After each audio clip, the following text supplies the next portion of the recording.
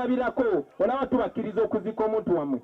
Njagala okubajjukiza nti Katolubwama mu kutoba kwe, Katolubwama yazimba theatre eyasooka kukupa theatre eno wansi ne bagimuwambako ne bagimenya nga bwe bakola Ssembuule. Katolubwama n'agenda n'azimba theatre endala eno waggulu nga kwoli Kampala Royal Theatre era nayo bagimenya bumenya lwakola ki lwa mabanja ng'era ebyatuuka ku Ssembuule. Ekyo tekyatuuka ku basajja balaba bamuwa biliyoni ne biliyoni za ssente z'omuwa omusolo ng'era bwe bawadde biliyoni ne biliyoni abatali bannayuganda baroko naye Katolubwama yali teyeetaaga yadde miliyoni 5 bawamba theatre ye. Ebirooto ebyo byonna ne bikomaawo n'ebyaba artist abalala bonna ne bikomaawo. That is the government. Eno government mwe ba artist njagala nnyo olunaku lwa leero bino ebigambo byammwe ba artist. Buli munnabitone ali wano ndwawo okufuna omukisa okwogera nammwe. Ate abangi bwe njogera nammwe kubanga bakibateekamu kiri baagala nnyo batwawule temuwuliriza Bobi Wine n'abayimbi abasinga muti okunsemberera tebandaba ne Bobi Wine. Naye njagala olunaku lwa leero mwe ba artist bannange nga tusibula Katolubwama. Muwulira? Temunsudya musirikale sirisi muwulirize. Ba artist olunaku lwa leero nga tusibula Katolubwama nsaba kye tuba tujja wano ekyomuwendo tuyige. Let us learn. Kyannaku nnyo nti batukuumye nga batusibya akatambala mu maaso. Naye njagala okubulya bw'ojjako akatambala ako mu maaso ojja kulaba ebintu bye tulowoozangako. So mwe ba artists nsaba mumanye, don't walk in darkness. Learn. Kiki njagala muyige? Njagala muyige omugaso gwammwe. Njagala muyige amaanyi gammwe. Njagala muyige ekyobugagga Katonda kye yabateeka mu ngalo. Mwe ba artist temwetaaga zi hand out. No. Abamu ba artist bwe twabuuka ne tumanya nti bino byonna industry eno okukyuka yeetaaga kye bayita political will.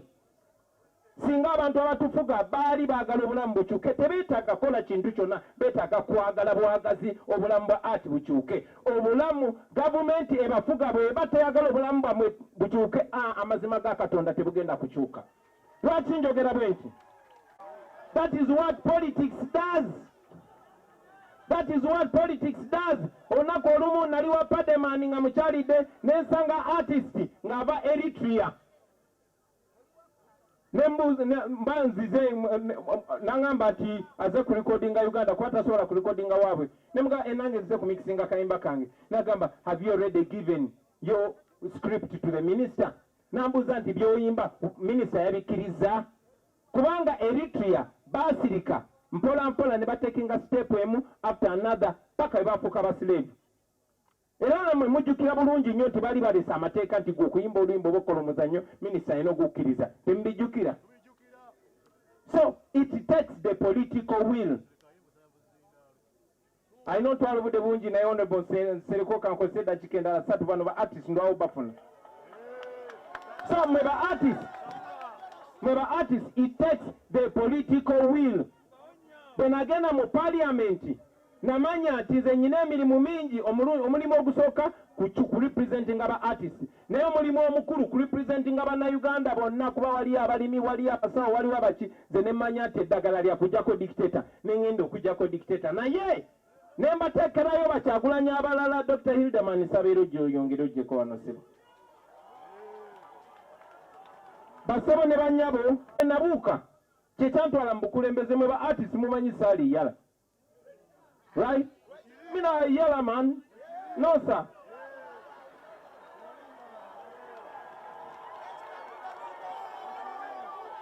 Naye twayagala kyetulabye tukiraga abalala n'abalala bakiraga abalala, gyensonga lwaki twagenda mu bukulembeze, kubanga tewali kyosobola kukyusa okujjako ng'obukulembeze busazeewo. Tokkirizanga omuntu yenna okugamba mbu toyogera ku politics. Politics kyeki? Politics embeera y'obulamu.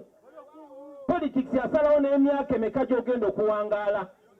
Nze olunaku lwa leero ndi artist, mwena mukimanyi, ate ndi artist mulungi, naye sisobola ku practice nga profession yange kubanga abatufuga nga tebalina tteeka lye basonzeeko, bagamba oyo abuusa nnyo banne temuddamu mukkiriza kuyimba, mwena ne musirika nze Katolubwama tewabadde asinga okunkwatirako ennyo kuba otuconnectinga without a doubt. oyo musajja Honorable Nsereko kwa jeyo ye Master Parrot twayimbanga ne Master Parrot oyo era twatambula okuva ekamocha netugenda ku Bat Valley nga twagala kuwandiisa naffe mu Diamond Production ng'olwo bakatolu mwama ne abe mukibi bakozeyo bandi nga tuli bayimbi netuuka nene bagano tuwandiika naye wakiri kyali waffe Irene Namatovu bamuwandiika era ye naye joininga Diamonds eyo n'olutaya gyamusanga era lutaya nkyakubanja. However twamwenyumirizangamu nnyo batuinspiringa nnyo in art. Abe mukibi katolu bwama bagenda ku department ya MDD e Makerere nzolede nali Makerere nga soma social sciences ne kubanga twali tubegomba nnyo ate nga ne mukulu wange Eddie Wamporose because of those people that we held so high in regard na crossinga nengenda ku department ya MDD because of them.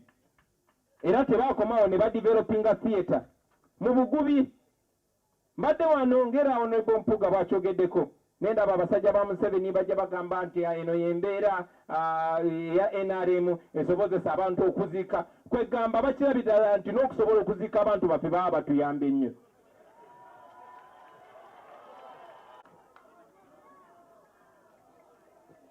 So baganda bange bwe namanya nti ba artist betaga something done. Yes, mwana ndo kuba president besalayira naye ne malonde ya shadow minister wa arts and culture ye Dr. Hilderman ngo mulimu gwe kugamba ki njagala muve wano nga mutegedde musobola okukyusa obulamu bwammwe. Ekikyusa ebintu bakiyita policy yenkola enkola obeteeka nti Uganda bakola bwe bati policy ya wano okujjako ng'ekyuse ne favoringa ba artist era omulimu gwe nalagira Dr. Hilderman gwasookako kyetwali tukabira ebbanga lyonna twagala mulongoose copyright law. Twalina etteeka lya copyright lyayisibwa mu mwaka gwa 2006 naye etteeka eryo nga teriyamba bazanyi b'akatemba teriyamba bayimbi liyamba jasi bawandiisi ba bitabo n'abasiizi ba bifaananyi.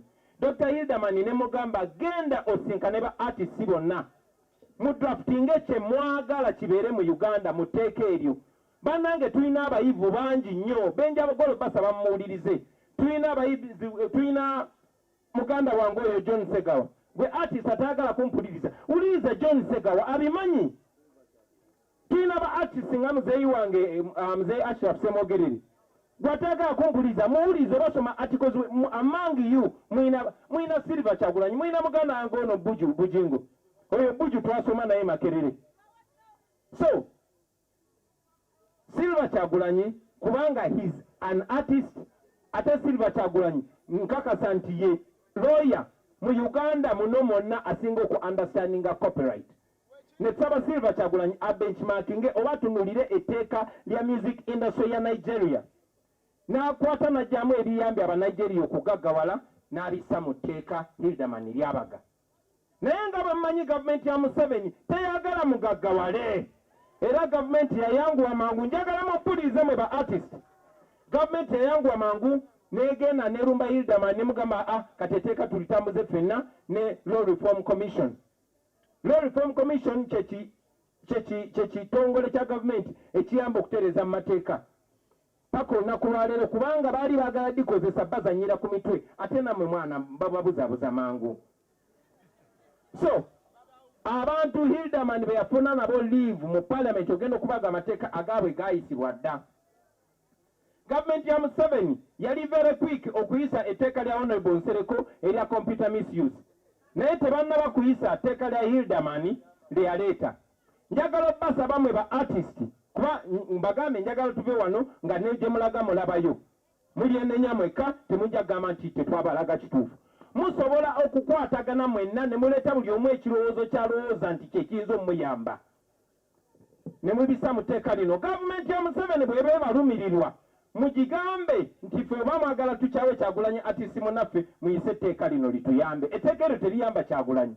Okay, nange linnyamba kubanga nange ndi artist naye erijja obbayamba ekibayamba si bwe buhandoutu kubasisinkana babaweeyo obukadde bubiri no ebyo byakubadongowaza my friend.